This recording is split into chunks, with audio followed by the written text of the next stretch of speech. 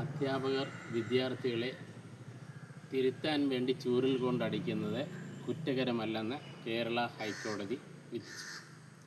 കാരണം വടക്കാഞ്ചേരി UP സ്കൂളിൽ 3 കുട്ടികൾ തമ്മിൽ തുപ്പുകയും അവർ പൈപ്പ് കൊണ്ട് തമ്മിൽ അങ്ങോട്ടും ഇങ്ങോട്ടും അടിച്ചപ്പോൾ അധ്യാപകൻ ആ വിദ്യാർത്ഥികളെ അതിൽ നിന്ന് പിന്തിരിപ്പിക്കാൻ വേണ്ടി അവരുടെ കാലിനിട്ട് ചൂരൽ കൊണ്ട് അടിച്ചു.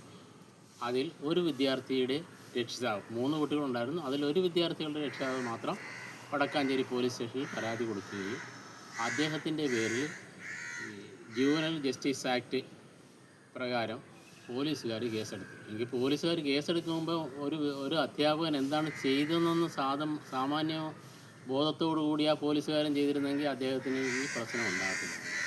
അദ്ദേഹം ജുവനൈൽ ജസ്റ്റിസ് ആക്ട് വരെ കേസെടുക്കുക എന്ന് പറഞ്ഞാൽ അത് 3 വർഷം തൊട്ട് 7 വർഷം വരെയാണ് അതിൻ്റെ തടവ്.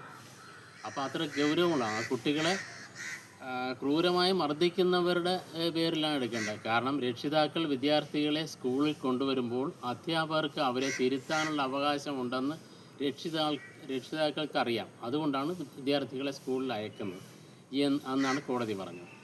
അതിന് ഇത്രയും അധ്യാപകന് തിരുത്താനുള്ള അവകാശം ഉണ്ടായിട്ടും അധ്യാപകൻ്റെ പേരിൽ പരാതി കൊടുത്ത് രക്ഷിതാവിൻ്റെ പ്രവൃത്തി ദൗർഭാഗ്യകരമാണെന്നാണ് കോടതി പറഞ്ഞത്. അതുകൊണ്ട് അധ്യാപകർ രക്ഷിതാക്കളെ തിരുത്താൻ വേണ്ടി ചൂരൽ പ്രയോഗം നടത്തുന്നത് കുറ്റകരമല്ല എന്ന് കണ്ട്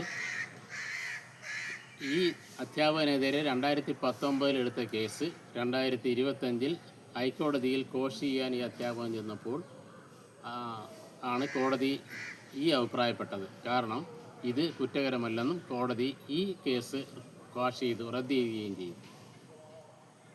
താങ്ക് യു.